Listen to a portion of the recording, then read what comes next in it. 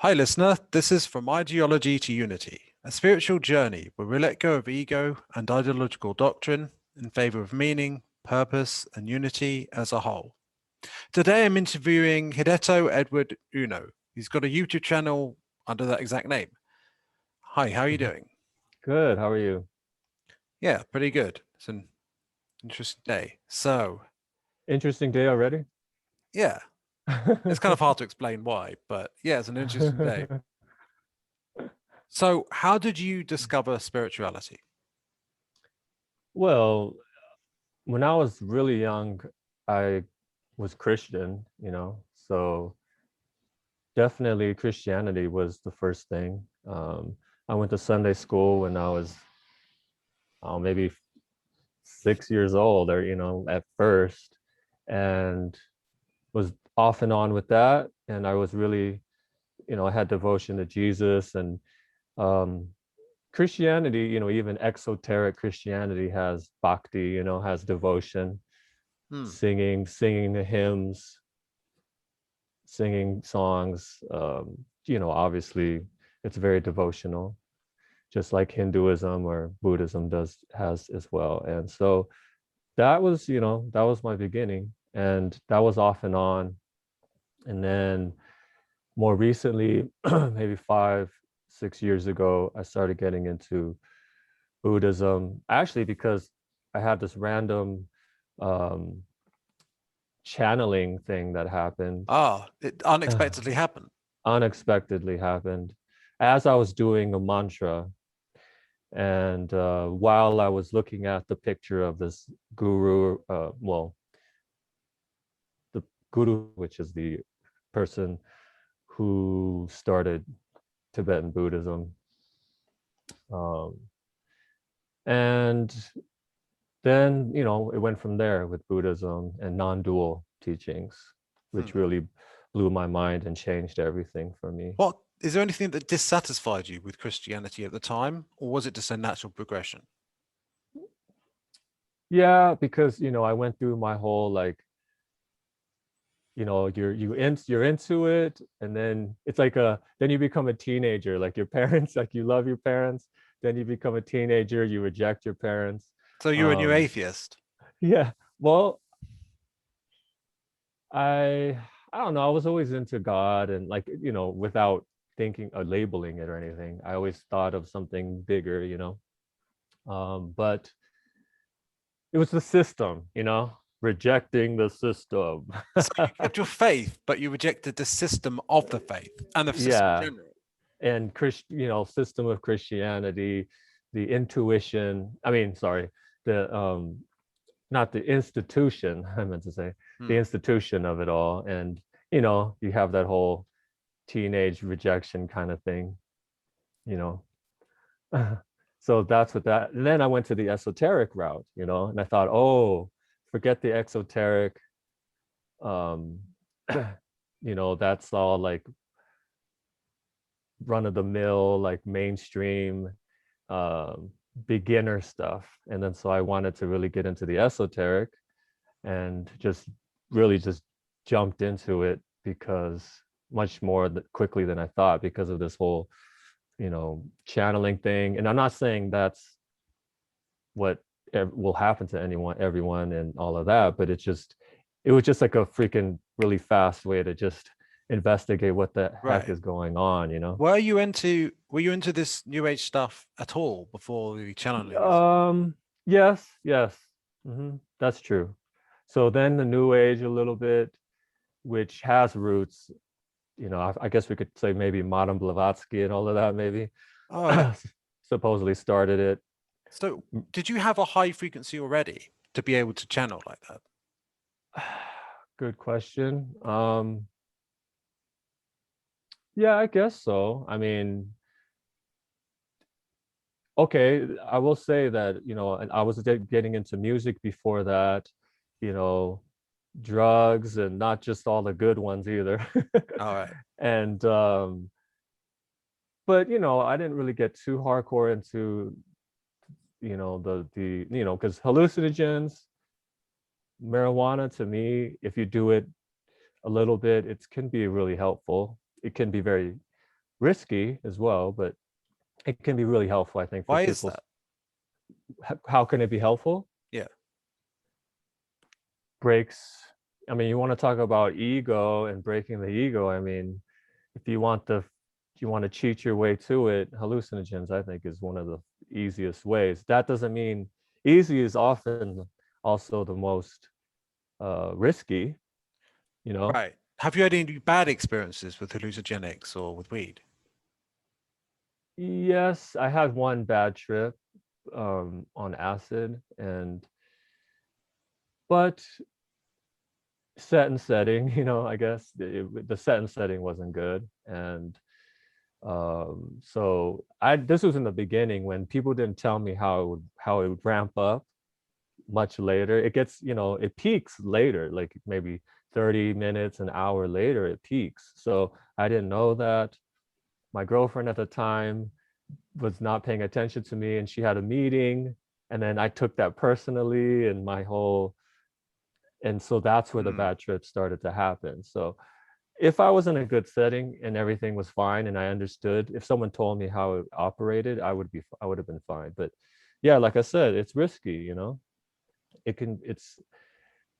It's easy because once you ingest it, it's like something's going to happen to your psyche, something's going to happen to your brain chemistry.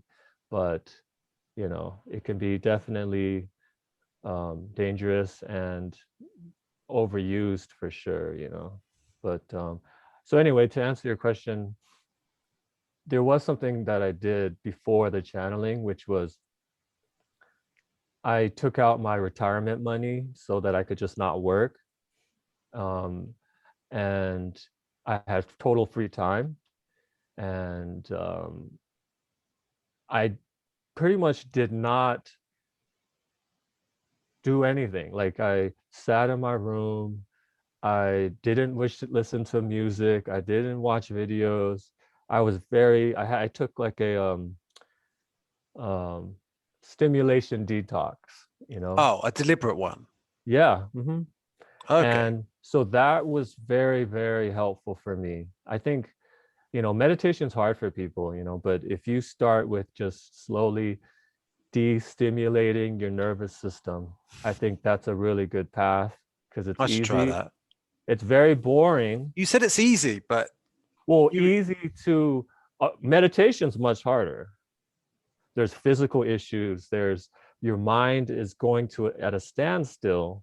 I mean, we're going 100 miles an hour, and then suddenly you're sitting at a standstill. Well, you know what I mean? Try to stop right. a car going 100 miles an hour, you know, instantly. So that's why it's so difficult.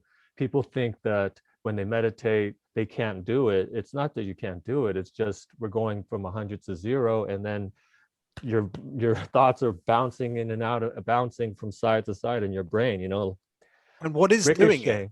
What is because meditation is like observing, right? It's not actually being still or quietly quiet, right? Well, still, of course, this is what I'm saying. Something in motion continues to stay in motion, right? So, but when you stay still, you really, or try to be still or be aware. How about that? Then you're more aware of how much motion is going on. That's Right. why we overstimulate ourselves all the time Oh because yeah. we're constantly trying to ramp up. It's like a drug, you know, and you're constantly trying to ramp up the stimulation.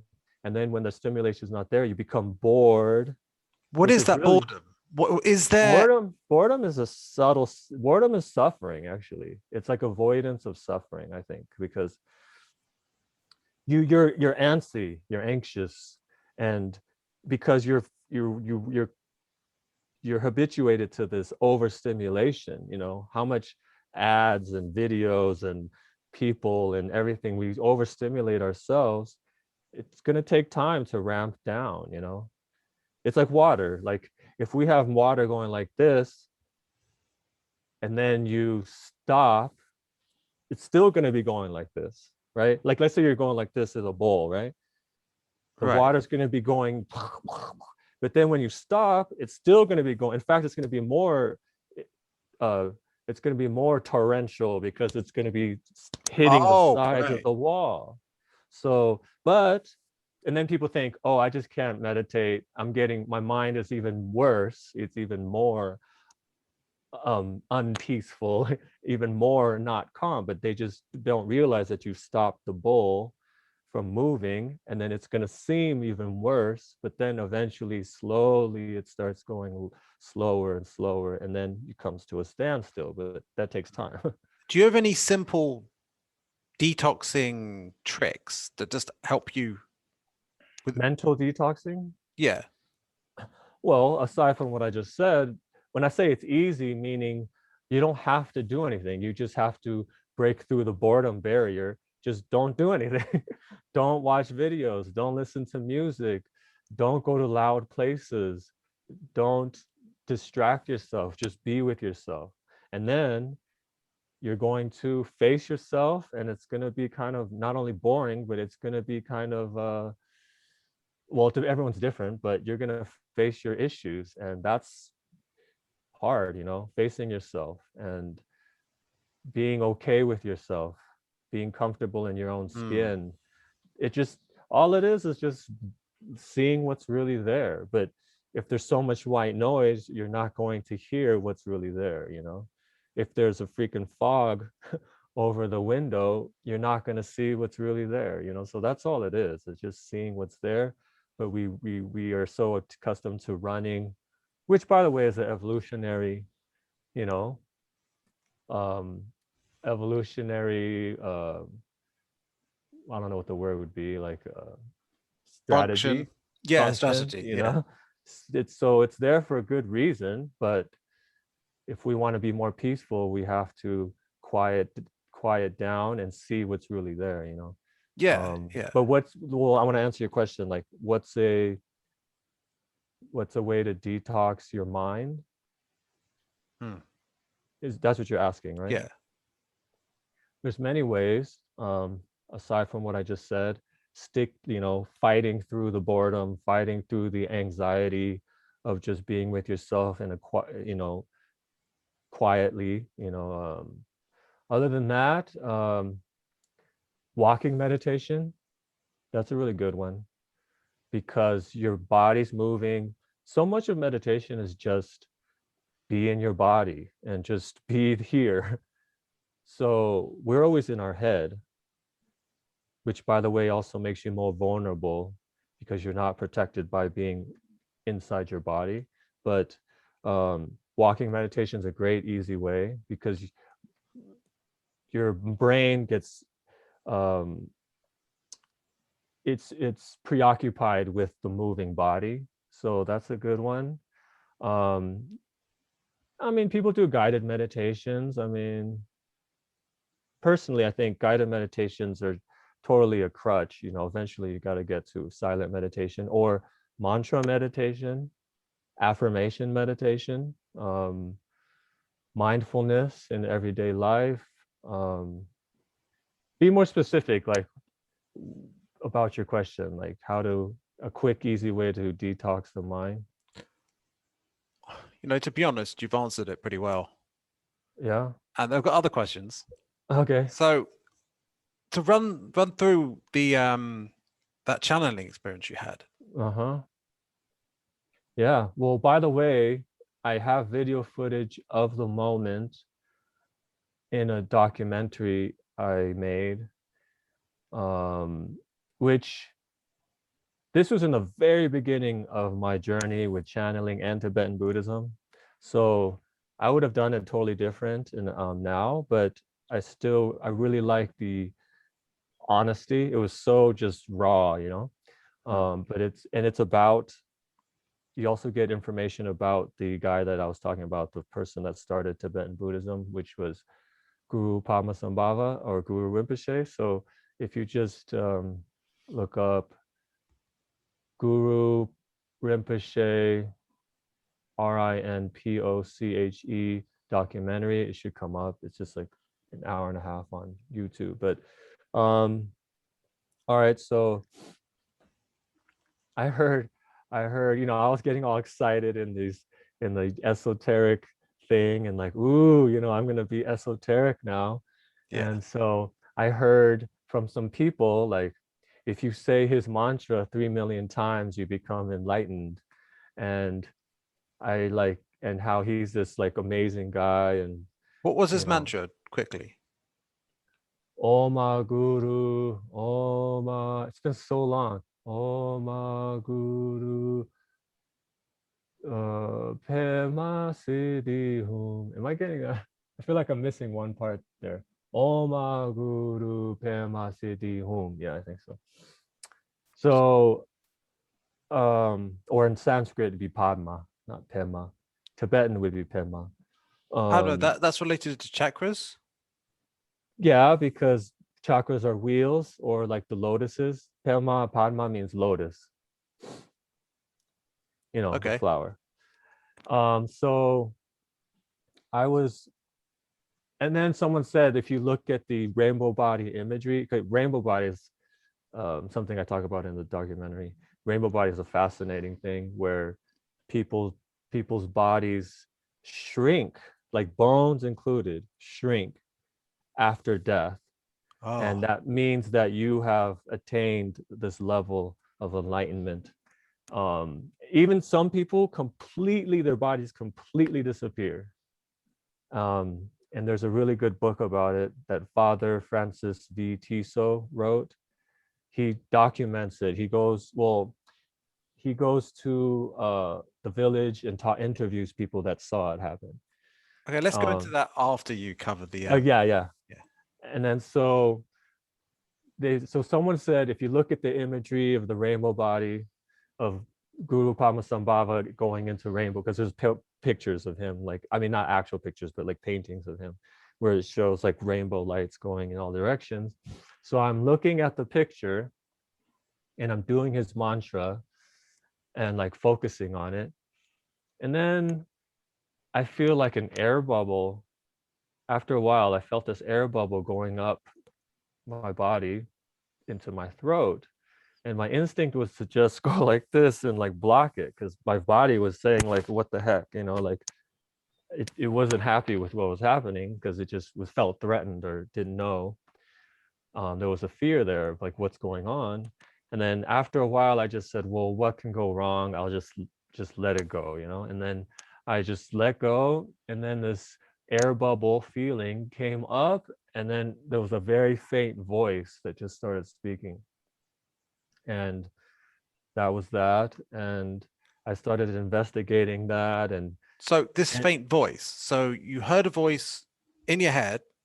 no, I didn't. Oh. At this point, it was just this air bubble, and it came up, and I was wondering what the heck is going on. And then I just let go, and then it just started faintly speaking, probably because I was kind of repressing it a little bit, but it just started speaking a little bit and said a statement. And then from there, I started investigating channeling and entities, and which, by the way, I mean, channeling, I think, for the most part, when people say, oh, I'm channeling Jesus, like, I would say 99.999% of them it's not Jesus or an embodiment of Jesus. There's a lot of trickster spirits or energies. In Tibetan Buddhism, they don't think of it as like, there is no entity outside of you, it's all oneness. They're aspects of your mind, but there is other minds that can create other things. And so, yes, in a sense, there is a relative things outside of you, but ultimately there isn't, it's all mind created, consciousness created. Mm-hmm. Mm-hmm. So, what, rainbow body? Yeah, I'm curious about that. Yeah, I've heard about it, but I'd like to see what you have to say. It's very fascinating. And supposedly other religions and spiritual paths have it too. They have different names for it, like golden body or, light body, whatever. And supposedly there's, hundreds of thousands of documented cases. And so when someone becomes really, their vibration just super high level, and they attain certain levels of, spirituality, whatever, it can happen two ways. Usually what happens is, like I said, when you die, then your body small or disappears completely, maybe just, fingernails and hair left. And then, also beforehand, there's other signs like uh, divine angelic voices singing going on around the person, or divine beautiful music. They might put their handprints or feet prints or footprints in rock inadvertently. It just happens, which I've seen some of them, by the way, like in Nepal. And Do they give off a sort of multicolored radiance, or is that just a representation of it? you mean the rainbow, like the Yeah. rainbow thing? Well, one of the other signs is, and there's some video footage in my documentary, I show some video footage that I didn't take, but I got from YouTube, where there's lots of rainbow phenomena. So, and light phenomena, bright lights, like people from far away might see a really bright light, from across the valley, or rainbows that are upside down, like coming from the sky, going down to like 5 feet. There's one in my documentary, you'll see it, 5 feet, and then going back up, straight rainbows. Wow. Like rainbows shooting up from the roof out of the building that the person's in. And this could be when they're right before they're about to die, and also after they're dead, like during their funerals or whatever.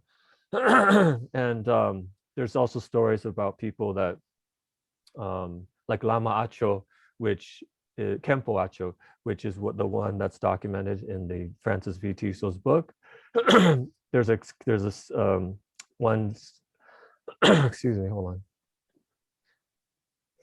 One situation where he was locked into his room, into his building from the outside. They locked it on the outside. And then suddenly they saw him like circumambulating like a stupa or something. And they're like, hey, like what, who let you out? And what happened? Or how'd you get out? And he's like, what? I just came out the door like everyone else. But but they found, but sure enough, that door was still locked. So somehow he, went through the wall or teleported or whatever, and he came out. He came Wow. out of the.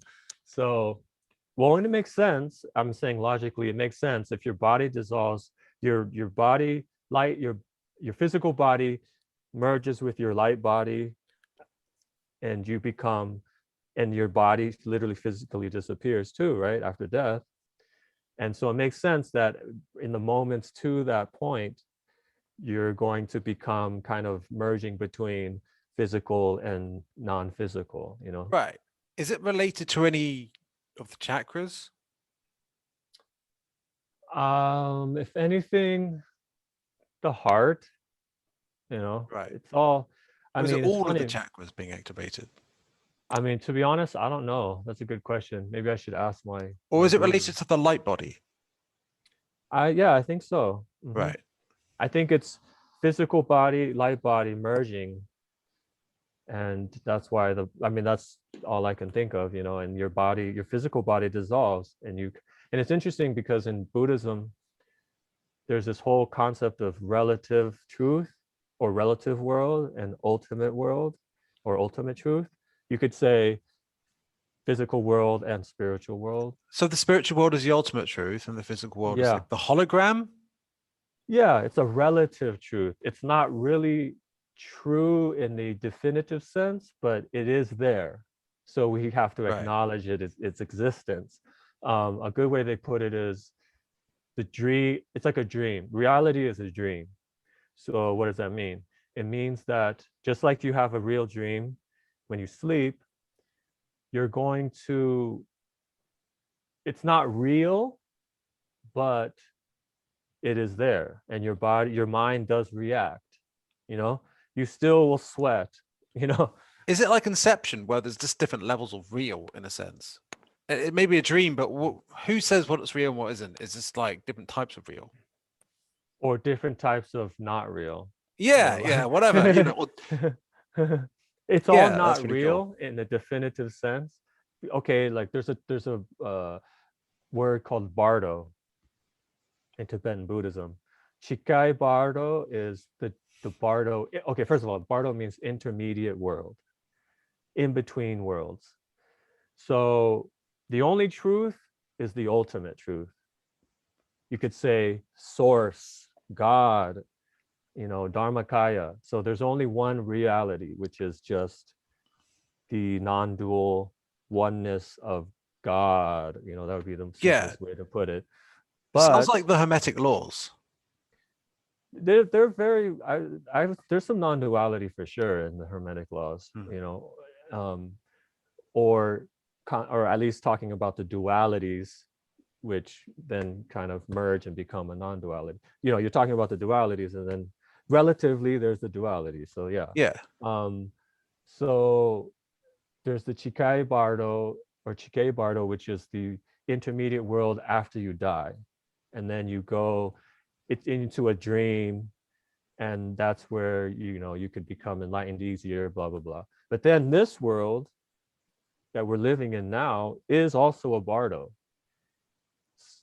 There Right. is only the reality of source, oneness. That's the only true reality. Everything else are just these illusions that were built up on top of that one reality, including this world, including after you die. Okay, that's pretty interesting. So you mentioned the first time you channeled, but you say that you've had experience with a blue sphere being. Okay, you you're doing some research. Um, yeah, like honestly, because I was into David Wilcock and all of that.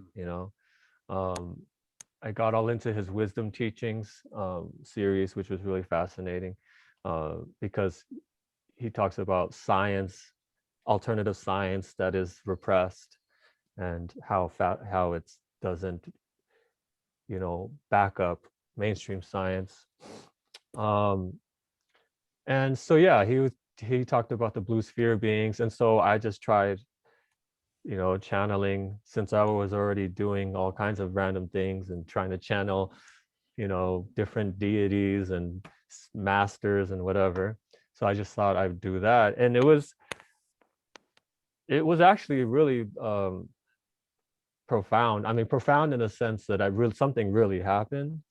Once again, I'm not going to ever say that it was a blue sphere being. This is just, we label everything with our ego, and so I'm not going to say that it was a blue sphere being or anything like Is it that, but something you saw or just something you heard or something I felt, like suddenly a really intense, like I talked about it in the video, like saying it was like a love lava, like a lava love just pouring slowly into my body, and like it felt like a warm, very light, like light meaning like like actual visual light. It was like a very bright feeling of like a lava pouring through my body, and it was just very blissful actually. And huh? so all I know is I was trying to bring in the blue sphere being, and then I got that experience, which didn't happen very often at all. So it wasn't like I got that with other spirits or entities. So it's just like this feeling of love washing over you, but from above. Yeah, and like going in my body, like filling, it's like filling a cup with molasses, with honey, It reminds me a sweet. little bit of when I've talked to Mother Earth, but Hmm. or felt her love, but it's like I don't know, I'm new to it, so No, cool. but it's And I more mean, like coming from below when you do it that way. yeah, and I mean, sure, I could see that. I could totally see that, because and feeling this love, but it was very It was very palpable. It was like I said, like a molasses. Like You felt like there was this, well, thick liquid inside you. yeah, like this very what low viscosity would that be? Yeah, yeah, I know what you mean. Like a very low viscosity, thick goo of love and light was just filling me up. Wow. And I hope no honestly, one takes it out of context. yeah, I even the way I said it was even more like sensual or sexual. I forget how I said it. Just the way I worded it. But that didn't happen, hasn't happened very often since, But I will say that intense feelings doesn't necessarily mean it's more advanced, you know. It might be more subtle feelings then. Yeah, like the more advanced you get with your psyche, it becomes more subtle. And so I don't know, I just want to throw that out there so that people don't think that the more intense and like, oh, I felt the love of God, filling me, and I felt like this intense love. That doesn't necessarily, it's more gross, Not saying, not discrediting that, but I just want to point out that subtlety is often how it becomes more advanced, At least that's how it works. I read this book, and they talk about the yanas of meditation levels, and they talk about how it gets more subtle. It doesn't get more intense. That's how our, how we would normally think, but it's not like that. It gets more subtle. It's about as your frequency raises, you get more discernment. Yeah. Okay. Mm-hmm. I've got another question. What is Dharma? From a Buddhist perspective, because Hinduism is different, it's actually many things, but the most obvious one is Dharma is the Buddhist teachings. Right. Dharma is just the teachings. I have recently, just today, I heard because there's a teaching going on in the other room, but I heard him say, Dharma is the cause of happiness. It's like the path to happiness. But another word for Dharma in the Buddhist perspective is all phenomena. Dharma is a really complicated word, even in Buddhism, because it has it has multiple meanings.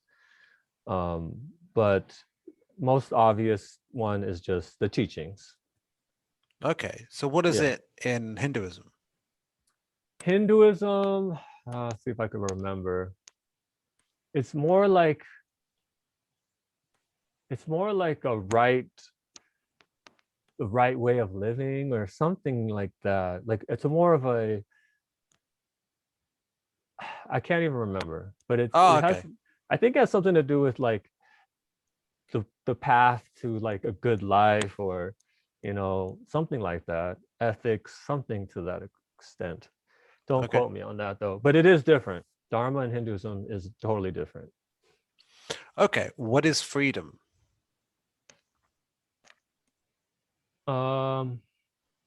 Freedom is different for everyone, but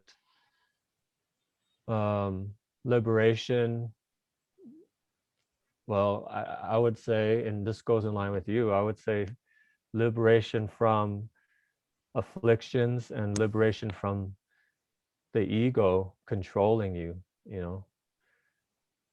taming the ego. And from a Buddhist perspective, it would be that, but also liberation from rebirth. Okay. So are they pass and part? Are they one and the same? Or can you just have one of them without the other? No, they're the same.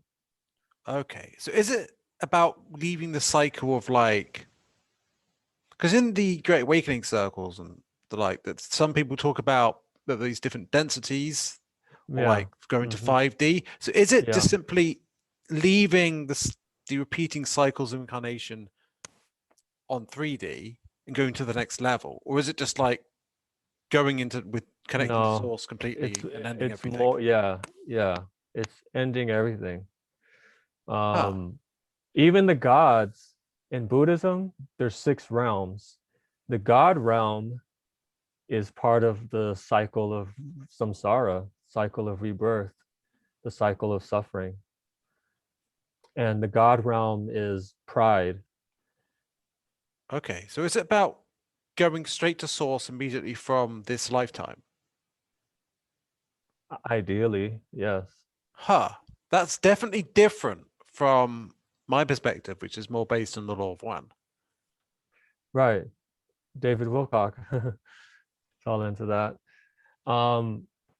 Yeah, Law of One's cool. I love it. But it is different in that, I mean, I don't know. I don't know if I've read enough about with enlightenment. So what would they say? I mean, tell me. So of course I understand 3D to 5D, but what's the goal? Maybe the Well, goal is to eventually, keep going, right? the idea is eventually you connect to source. Yeah. Or at least you So go not. to the top density, Mhm, which is technically the 8th density, but the 8th density is the first density of the next octave. So technically it never mhm, ends, but at mm, the same time, you could say you become one with the creator or source or what have you when you mhm, go into the 8th density. So we end mhm. the 7th density. Or you could say it's like an alternate journey. So it's just from at least I would say it's probably most meaningful to treat it as you become one with source at the end of the 7th density, I suppose. Right. No, that's true. I mean, maybe it's infinite, but yeah, with the whole Buddhist angle, I mean, and I'm talking mainly Tibetan Buddhist. It's because when as long as you're being reborn, you're part of this whole game we're playing, Right. according to the teachings. Maybe the And important thing of awakening, and whichever way it is, like, I suppose, like if what? you're opening your heart, right, and you're Hmm. awakening, the details about whether you're completely going to source or going to the next level, I Hmm. mean, maybe it makes some difference, but it's ultimately the important thing is the awakening, right? Because otherwise, you could get caught up in the details of disagreeing or whatever about like which version or which story of it Hmm. is the one we're Hmm. going with. Hmm. It's the same thing because in Buddhism we talk about the gradual path, and by the way, every single person that's normal is going to take the gradual path just because they're just not ready to go skip any levels, you know? So it's the same thing. It's just being realistic and thinking, well, we have to do this one step at a time, or no, forget all that. And I just want to try to bypass, and get right to source. The one other thing though is that with Buddhism, they do talk about like just because you get high up doesn't mean you can't go back down. So, Huh. so we think it's this. I mean, once again, the ego thinks linearly, right? So, we think once you get to 5D, you can't go back down, Yeah, it's interesting. Like the density system is a remarkably linear way of looking at it, but maybe Yeah. it's not really that linear. But that's just the way we can understand it where we're at Mhm. is like Yeah. that.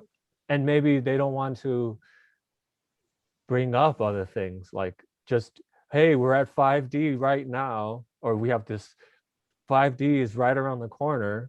So focus on that and try to go up. But if you say you might go back down, it's not Yeah. necessarily productive, So they're trying to help. They're not going Yeah. to. They're Yeah. going to be careful what they say. Yeah. And with Buddhism, it's totally like that. I like Buddhism because they're so careful about many things, keeping teaching secret, um, teaching you what's best for you. Like, don't people always want to learn the advanced stuff first, like which is what I did, Yeah. but you're not ready, and in fact, you're going to misinterpret things, you know, and so go to the basics, go to the fundamental. And I will say, just because this is something I've been thinking about, I was reading Words of My Perfect Teacher by Patrul Rinpoche. And he starts the book off by saying, in other Buddhist sects, they talk about the advanced teachings and the secret teachings. He's just kind of like, he's representing Nyingma, which is the original Buddhist sect, which is also what Guru Padmasambhava started. And he's saying, but in our sect, we consider the preliminary teachings the most profound. And so I really like that, because first of all, you can't get to the rest without it, right? Yes. I like what he's saying for multiple reasons. One reason is maybe because of what we just said, which is he's trying to make the basic stuff, the advanced stuff, just to help us get it through our head, like start from the basics. Mastering the basics gets you to the advanced. So yeah, the fundamentals is just, it's all about fundamentals. If you talk about basketball, you know, people talk about 3-point stance, you know, where you can shoot, pass, and dribble right from here. And, you know, stability, just, you know, being solid, you know. I have another thing that I was funny. I went to a professional clarinetist's house, and she played for the LA Philharmonic, I think.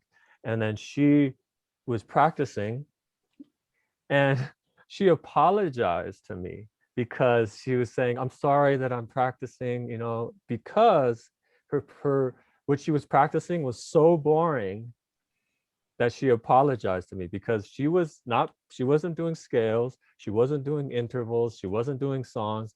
She was literally just going like this for as long as she could. And then she stopped and then did it again, same note. right. So here's this professional clarinetist doing the most basic, boring thing you could ever do for her practice, you know? And so the advanced teachings, advanced stuff is the basics, master the basics. And so my guru, Garchen Rinpoche, he's always about love and compassion. You know, he's talking about that all the time, you know? And I asked him questions, you know, like, how do you get to the non-dual state? And he always just goes back to just compassion, like forget trying to like learn some masterful yogic breathing and all this stuff. How do you get to compassion though? Practice. First of all, you have to admit that we are not compassionate, I would say, because first, okay, think about it. With Tibetan Buddhism, it's really cool because they focus on the mind always, and maybe to a detriment because they don't, you know, they don't exercise maybe enough, and they don't, you know, even though they have yogic, you know, practices, breathing and stuff, but they keep it very secret. They're not going to just teach you, you know, they're going to just tell you to focus on compassion, love and compassion. And all right, so they focus on the mind. So we focus on actions in the physical world. So we do something nice for someone, that means giving them a gift, telling them a nice thing, telling them a compliment, whatever. But how many thoughts throughout the day were loving? How many thoughts throughout the day were not loving? There's only two categories, you know? There's either love and everything else. How do you know if it's love or not love? Well, I'll be very clear, like judgments are not love. How many times do we judge ourselves, judge others, judge the world? How is it positive? Is it, you know, is it uplifting?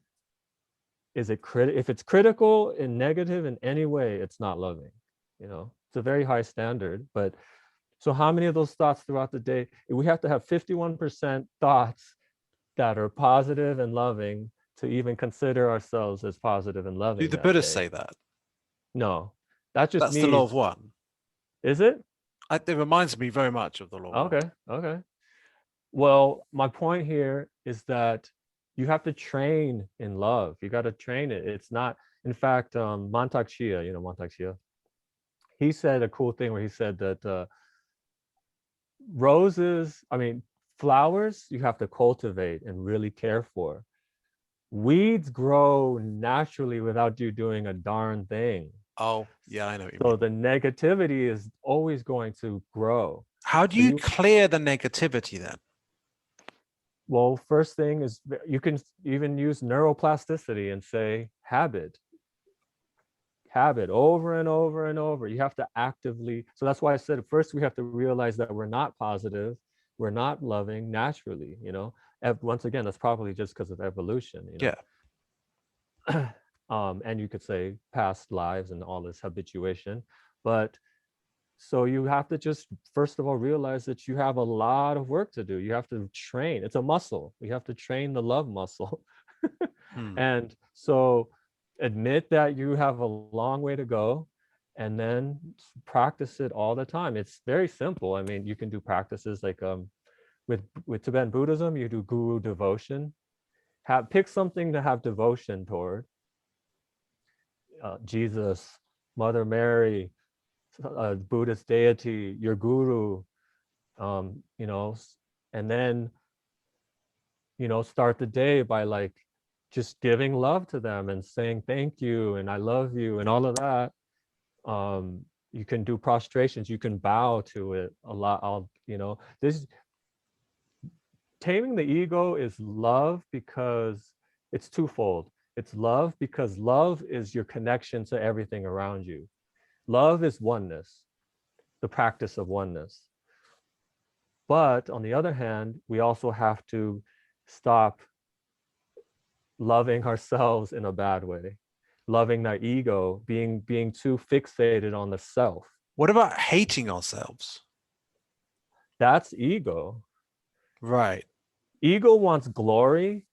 Ego also wants attention and wants to feel like poor me. So ego is both sides of the spectrum. It's when you want the glory and want validation of its existence, but also like obviously something simple like saying, well, oh, I know that, or by the way, I did that. I mean, that's ego for sure. Yeah, But I do it on then my podcast sometimes. what? I do it on my podcast sometimes. Well, we all have ego, and we all have too much ego, you know. So, and then on the other hand, it's poor me, victim mentality. That's Yeah. ego too. That's ego too, you know. Um, and I will say, because a lot of people think Buddhism and taming the ego means being some numb, lifeless person. That's totally not true, because the masters have always say, like, even Eckhart Tolle, Eckhart Tolle is basically Buddhism, but packaged in a very modern, um, very easy to understand way. And it's there's something beyond this ego, when you go beyond it, all the masters say the same thing. It's once you go beyond it, there's a whole nother world and a whole nother life of just incredible love on this level you never understood could be possible, and joy, bliss, peace.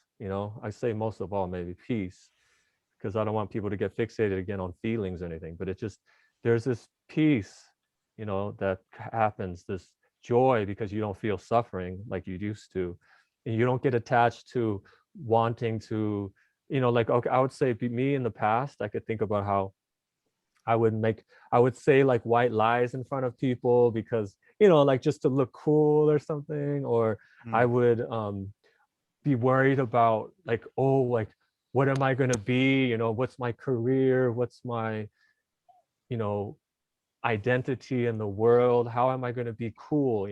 How am I going to fit in and be a somebody, Right. Yeah. And I had all this suffering from that, all of this anxiety and wanting to become someone cool, and on many levels.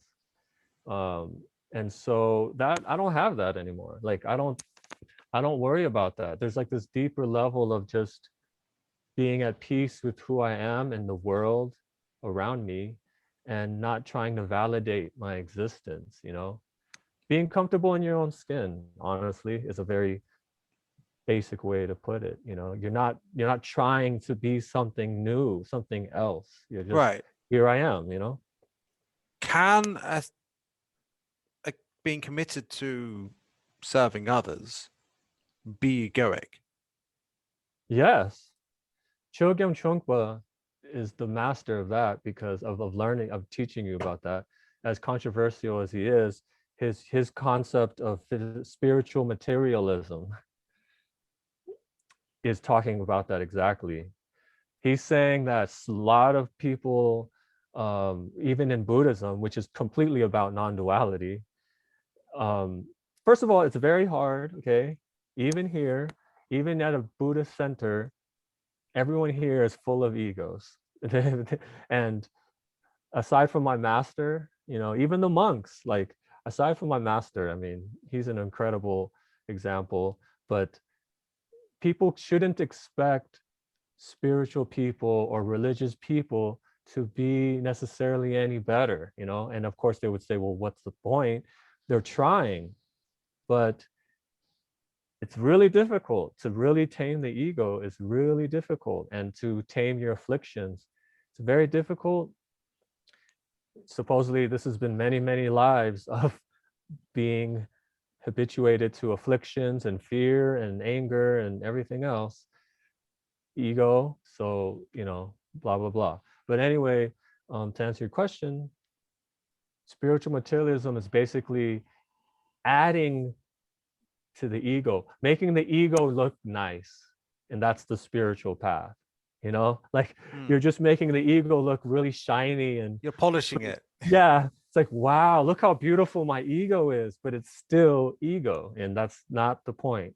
With Buddhism, it's very different from most other teachings. Okay. But is it talking about completely eliminating it? You said taming it. Well, I say that because people throw around killing the ego nowadays, and actually now there's a backlash to that, and people saying, no, now it's about ego is healthy and, you know, blah, blah, blah. But, huh? I'm wondering, so what's the difference between taming the ego and polishing the ego? Well, it's very tricky. The ego is so sneaky, so manipulative.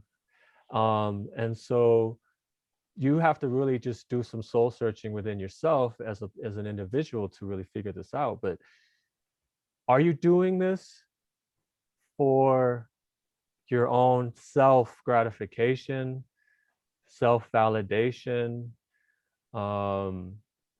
Are you doing this for yourself? Or are you doing, okay, from a Mahayana and Vajrayana perspective of Buddhism?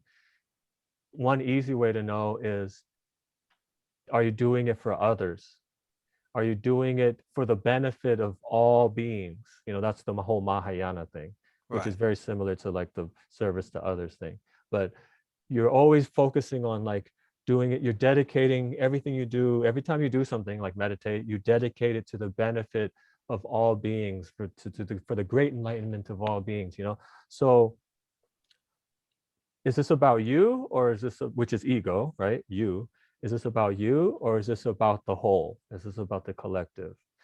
Um, that's one obvious, easy way to look at it. But it's very sneaky, because you could be loving for other people. You could think you're doing it for other people, but it's really for yourself, right? Like, Right. I'm loving. I'm so loving. It's right. Hey, So look at it's, me. I'm such a good person. yeah, virtue signaling. Yeah. Um, so, hmm. So you're talking about focusing on the basics, and I Yeah. suppose breath work is part of that. Yeah, I think so. Breathwork really helped me. Um, Tibetan Buddhism doesn't really, Tibetan Buddhism is so much about mind, because everything comes from the mind. So, but yes, I would say so.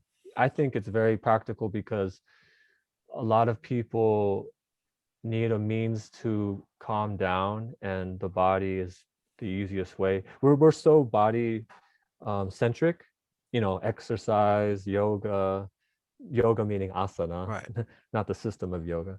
But so since we're so body centric, I think it's really practical to just, and we hold a lot of trauma and issues, anxieties that are stored in our bodies, which is also from emotion. So because of that, yeah, do some breathing practices. That's very valuable.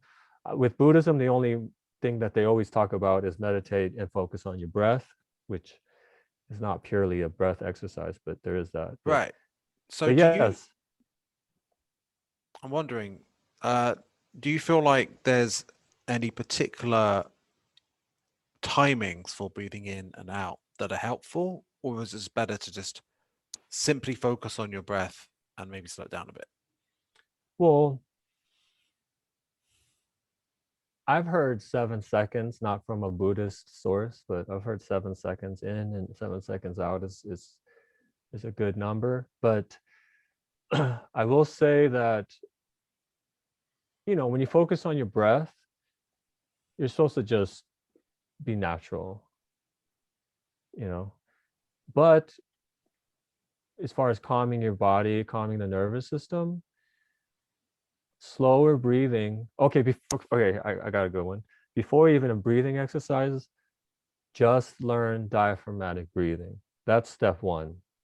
How do you do that? There's different practices, but all right. First of all, you just breathe and see if your chest moves or your belly moves. So if your belly moves, then you're diaphragmatically breathing. I think a lot of reasons why people don't diaphragmatically breathe is just because of posture. Right. Lift your rib cage up so that you're not smashing down on your organs, and then breathe, and then see if you can breathe with your belly. That's very important. Diaphragmatic breathing is huge. Chest breathing is like a stress breath.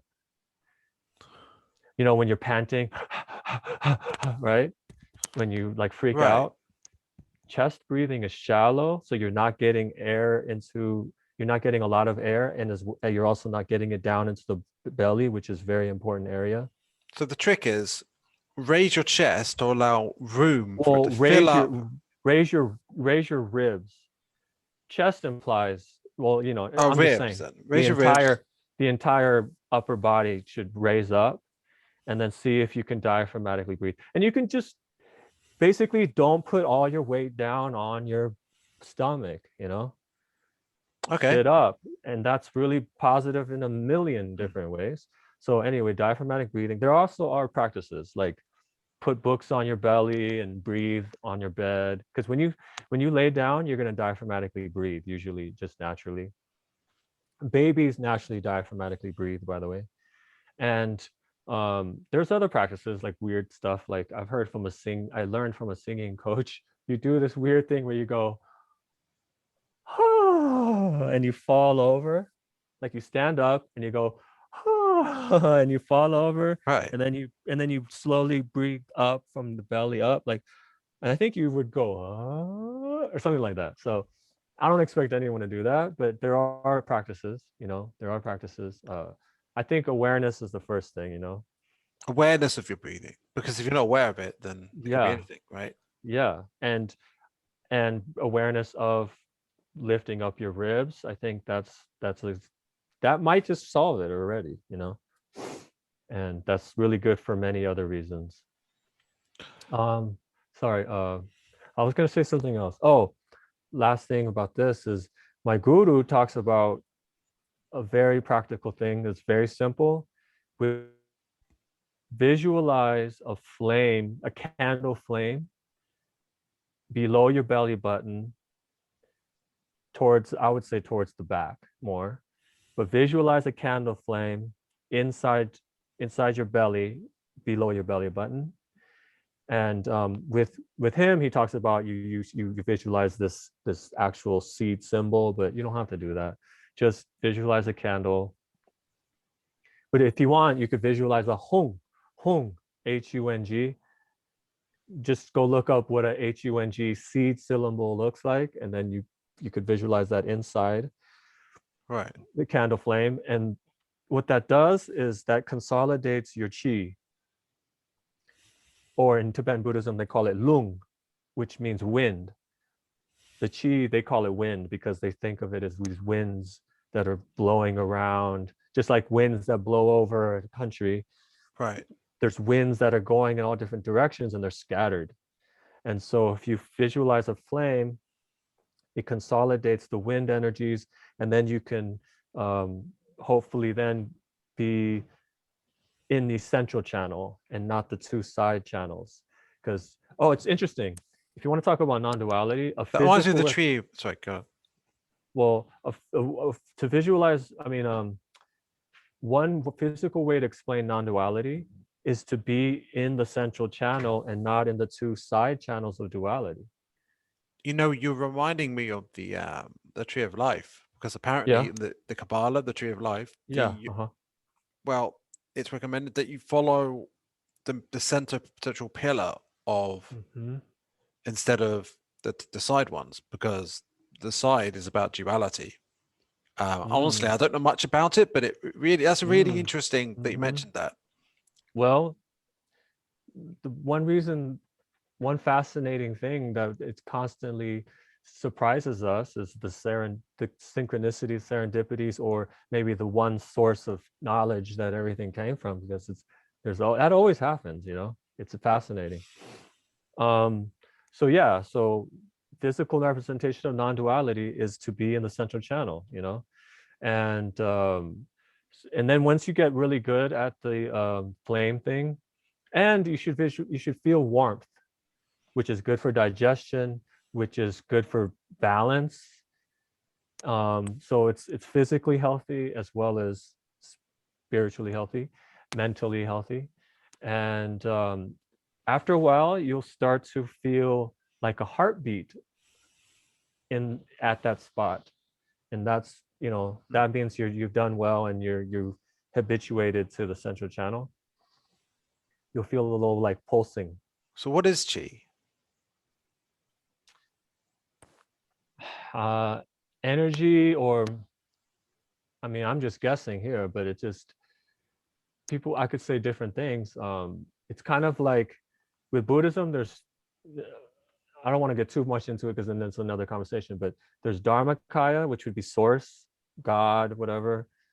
The potential energy, you know, it's God, it's creation, God force. But it's right, it's not active. Do you mean prana? No, well, prana is chi. Prana is chi. Right. And what's the difference between that and the energy of the chakras?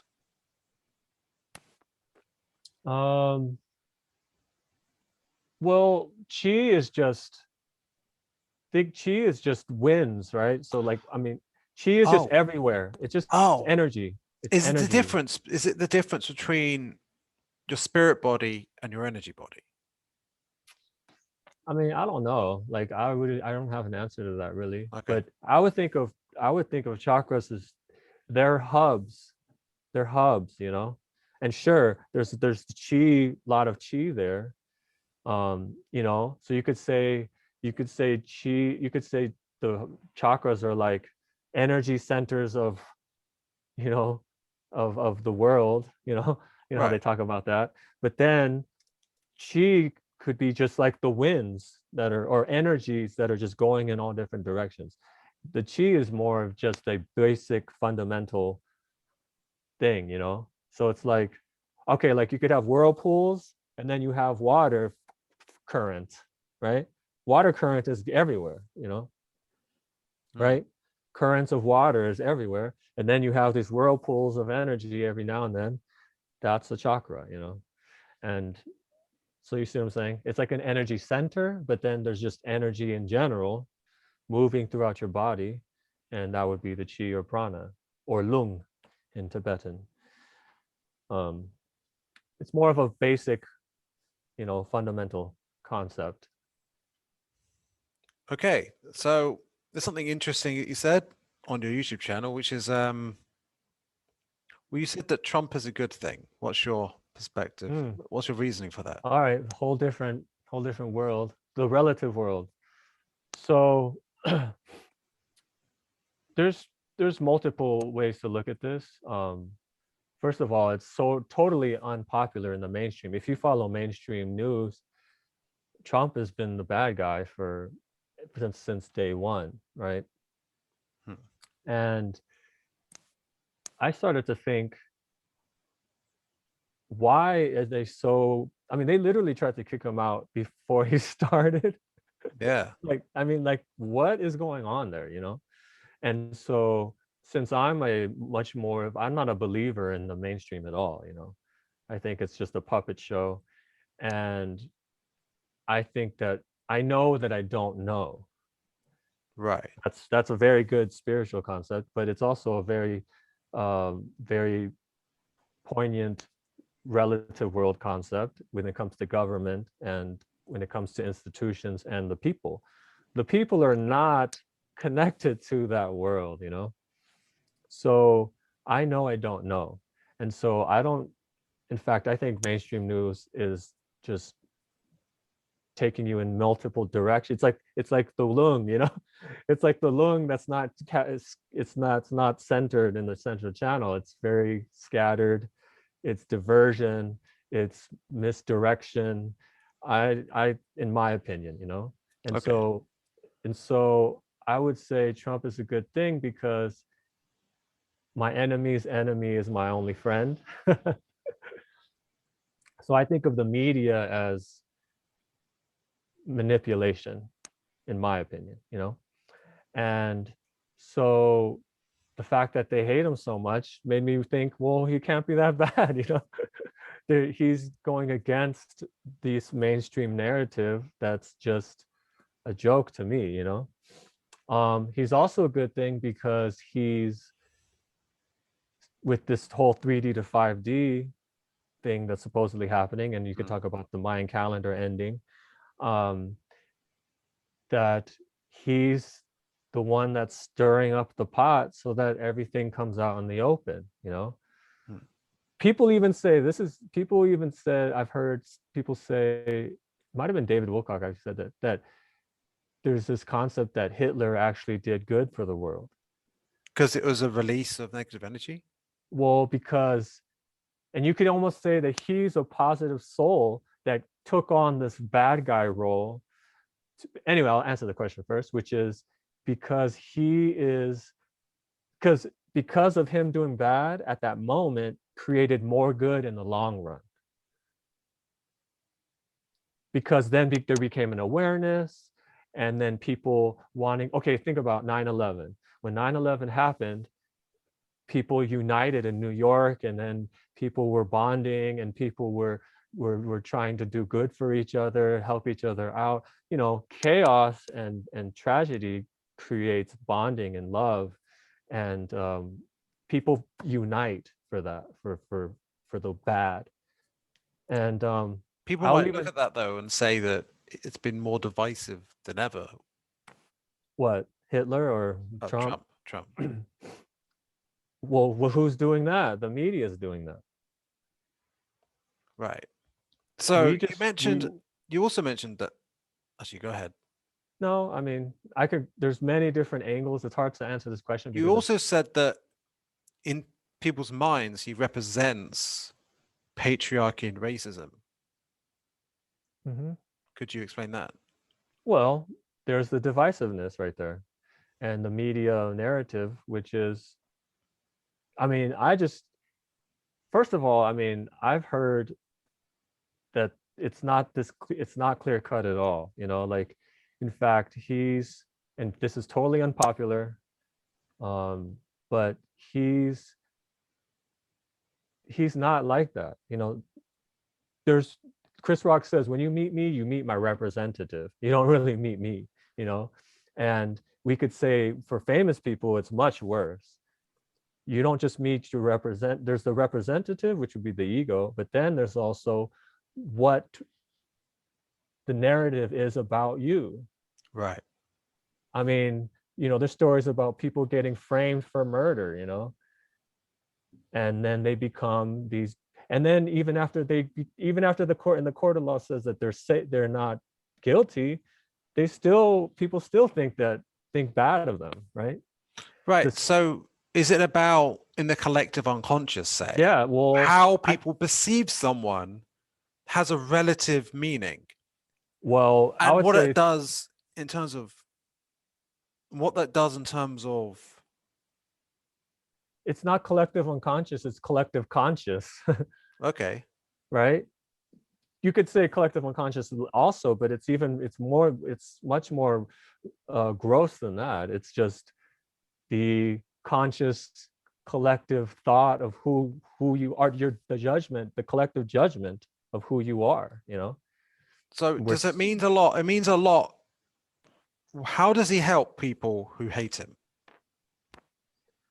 okay, the first thing, which is maybe the first thing I was talking about, which is they're bringing up their own issues with masculinity, patriarchy, authority.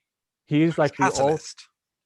yeah, exactly. Right. That's all I'm saying. And people are too fixated on the moment, and they want to judge something as good and bad. But okay, let's say someone's bad. Okay, let's say someone's bad in the normal sense, in the judgment sense, like Trump.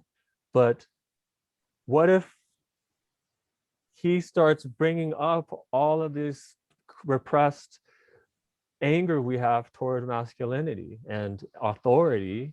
It's just bringing up things to the surface. We're seeing the truth. We're seeing what's really happening, Okay. within ourselves. And then What? in the long run, it has to come up to come out, What does he represent to people? What purpose does he have for people who support him? Well, in the alternative circles, he's actually the one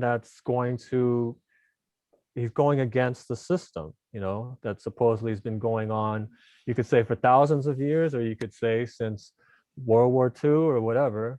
You could say he's the one that was put in place to go against the Fed, to go against pharma, to go against, he's basically their savior, That's certainly what QAnon say. Yeah, exactly. And so, and I was into conspiracy theories before it became a buzzword.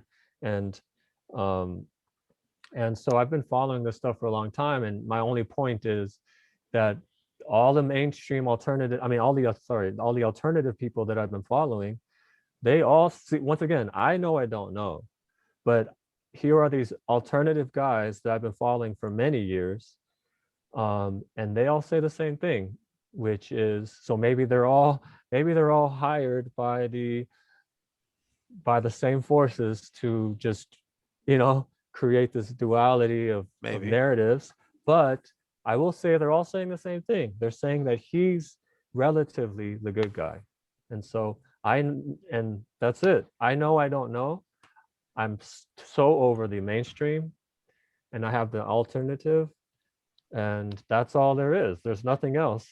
Do you think there are other world figures who, whether they're popular, unpopular, or both, that What do you mean other world? so other world figures other than Okay, Trump? okay. Like, I for was like, are you talking example, about extraterrestrial leaders? well, I suppose we could talk about that. So, for Okay, example, Bill Gates, right.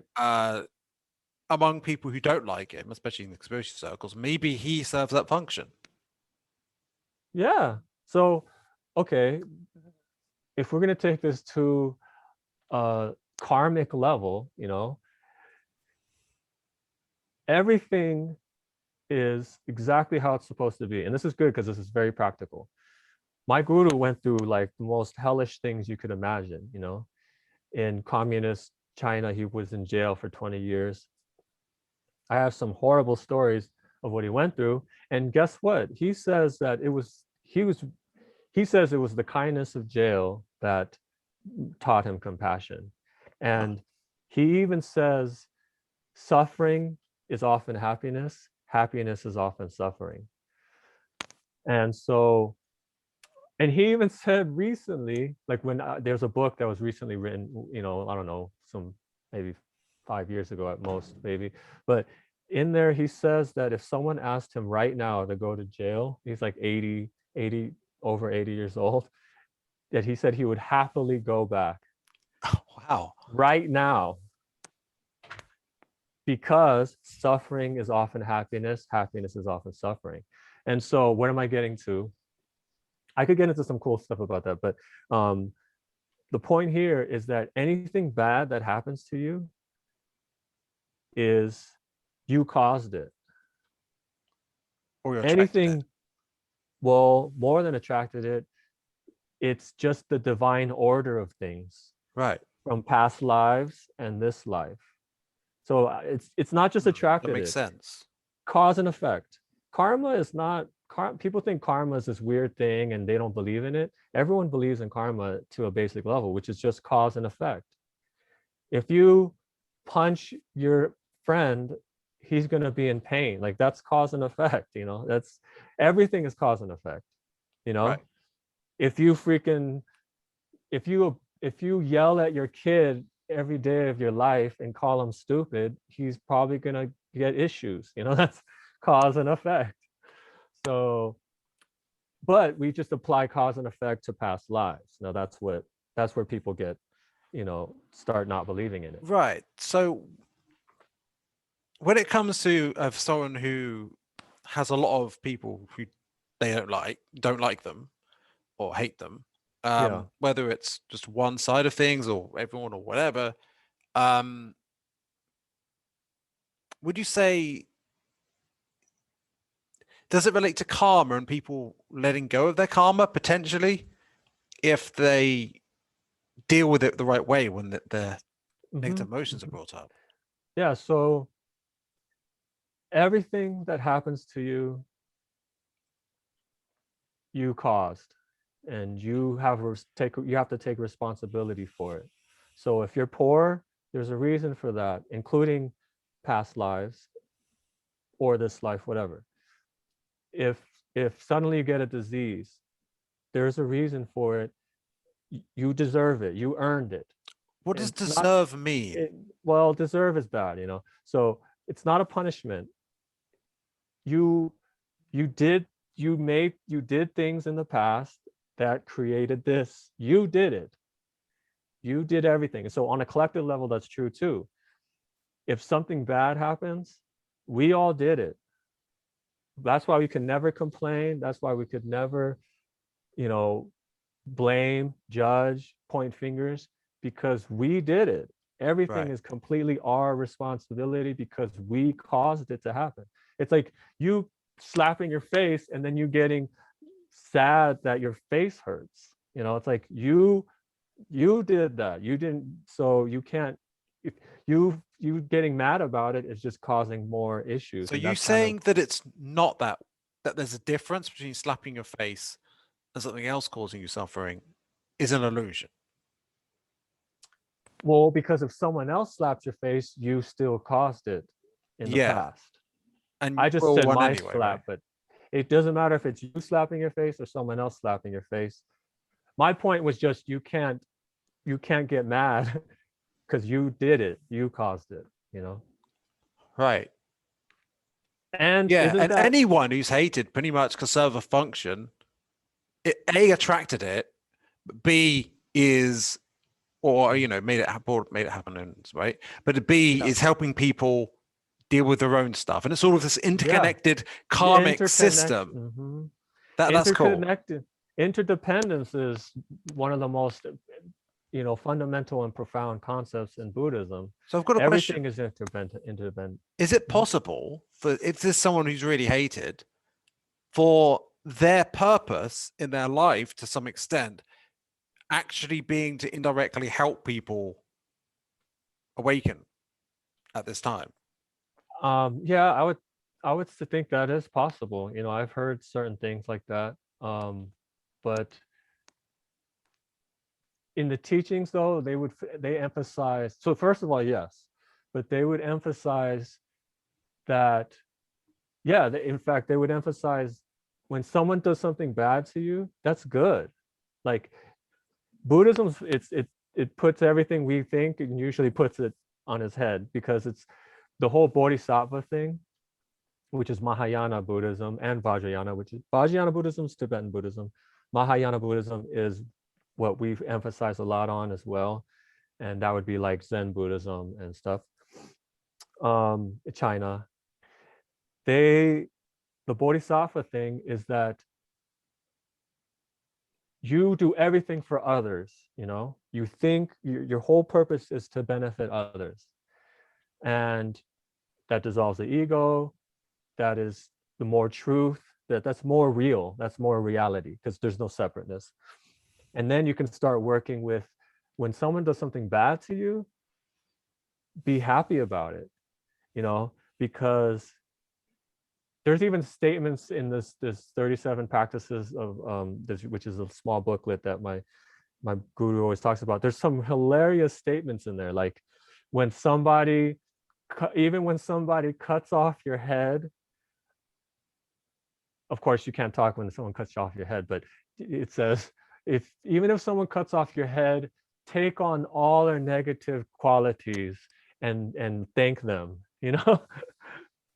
That's powerful, though, because it means that you're no longer the victim of anything that happens to you. You're liberated from all of that, because whatever it is, it's cool, right? Yeah. So that's freedom, right? That's freedom. Back to freedom. Great. Because, all right, I always like to make things practical. And so people think, oh, that's ridiculous. But guess what? If you did that, you would be a happier person on many levels. You would not suffer. You would be more loving. You would be more benefit to your loved ones. You'd be a better mother. You'd be a better father. You would be a better coworker.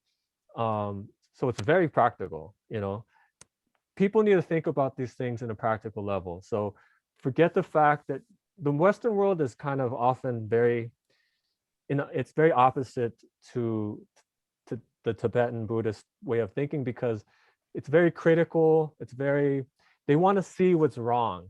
They want to point out the doubt, and focus on the doubts, which is fine. There's nothing wrong with doubt. But in Tibetan Buddhism, there's a concept called pure perception, which is you should see your guru and you should see all things as perfect, even when they do bad things. And then people think, oh, you're just letting gurus have bad behavior. And I understand there's this whole concept of nowadays, gurus have been caught with sexual abuse and physical abuse and all that all the time. So I get that.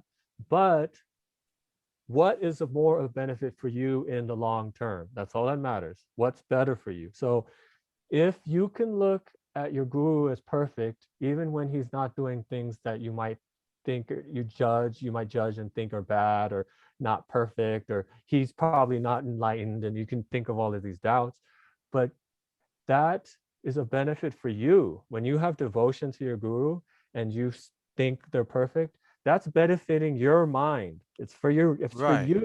It's not so that you can elevate him and let him physically abuse you. That's not the point.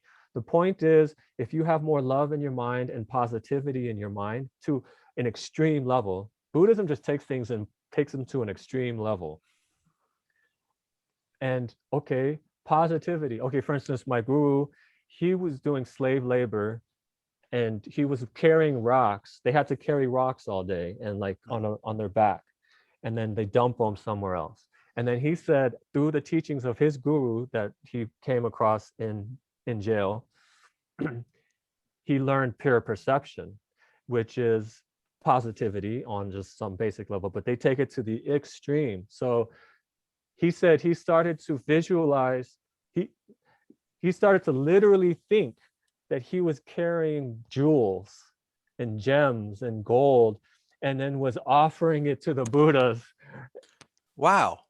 And he literally, so on another level, it's mind training. So if this world is an illusion And you could literally think you're carrying gems and offering them to the Buddha. Well, that's working on your mind, which is supposedly also working on reality, right? Because if we think this is all an illusion, then what's the difference, you know? So, because there was a teaching that said, it said, Lam Gem Rinpa said, if you purify your mind, you purify your view of the world, right? What's the difference between what's in here and what what you think is out there, There might be right? quite a big difference. Well, this is all that matters, is what I'm saying. Right. You could live in hell, but have heaven between your ears, you would be in heaven. You could live in heaven and have hell between your ears, and you'd be in hell. Right. And That's all I'm saying. is that why people come back to Earth, reincarnate? Because they've got to deal with what's within. That's what, well, according to Tibetan Buddhism and non-duality, I mean, like Advaita and stuff, it's like there's literally no difference, you know? The inner world is the outer world is the inner world. But that's too woo-woo for most people. So all I'll say is purify your brain and how you think, and it's going to change how you see things. You know, this is very practical, right? And everyone understands that. There's one person that's positive naturally. They have a habituation of positivity. They're getting positive, you know, hormone, biochemicals, and they think of something bad as like a challenge. You know, they might be excited about it. Like Michael Jordan, for instance, when Scottie Pippen couldn't play, there's this hilarious interview where he started smiling. He's like, they're like, oh, aren't you? Oh, Scottie Pippen, you know, Scottie Pippen's like the number 2 player, right? Right. Scottie Pippen, they're like, Scottie Pippen's not playing, he's injured, and man, it's gonna be tough for you, right? And then Jordan was like, yeah, you know, it's gonna be challenging. No, no, no, no. I'm really looking forward to it, actually. Like he started smiling about it. He's like, I'm looking forward to it. So he saw it as a fun, positive challenge, and he wanted to, it was exciting and fun for him. While another person might be in the doldrums about it and think like, oh man, this sucks. You know, we're gonna have a bad record. We're going, you know, so yeah, it's all in your head. And I don't mean this in a freaking non-dual way. I'm just saying in a very practical way. It's all that matters is in your head. You know, one person will think something's bad, another person will think it's actually great, you know? So yeah. And you know, on that note, you know, I think we can end this episode because like, you know, that's a really positive, maybe even healing sort of mentality. And honestly, thank you a lot. This was a this was a no great problem. episode. Thank you so much. It was really fun. And let me just say something. Let me just put a prayer out there or something. I should have done this before, but and I'm just going to come from my own perspective as far as who I bring in, but then I'll just put it out there. I mean, I'll just talk. But Rinpoche, Vajakilaya, Vajradikini, Ramakrishna, all the enlightened helpers that love humanity unconditionally, love all of us unconditionally, please come forward. Please clear everyone's brains, our psyches, our chakras, our 3 channels, our auras, our form and formless bodies. Please clear our negative karma. Please clear our negative afflictions so that we may be of benefit to others, so that we may be on our path to great enlightenment and be liberated from suffering and the causes of suffering. Please help everyone that's listening to this and will listen to this to do this and to be on the path of love and realize that love is smart. Love is the best thing for us if we don't want to suffer and if we want to be of benefit to others. And I dedicate this to the benefit of all beings, to humanity at this time. And may it not be for me, but for the benefit of all. And thank you to Nick and his podcast. May it flourish. May his life be beautiful and wonderful. And may everyone's life that is listening to this be beautiful and wonderful. And may that spread to all beings. Once again, we do this for the benefit of all beings, in honor of the source of all sources, the state of being of all states of being. Thank you, and may all be auspicious. Thank you a lot. That You're surpassed my welcome. expectation. Oh, And good. thank you for listening, listener, and I wish you a lovely day. Yeah. All right. See ya. All right. Namaste, everyone. Namaste. Bye.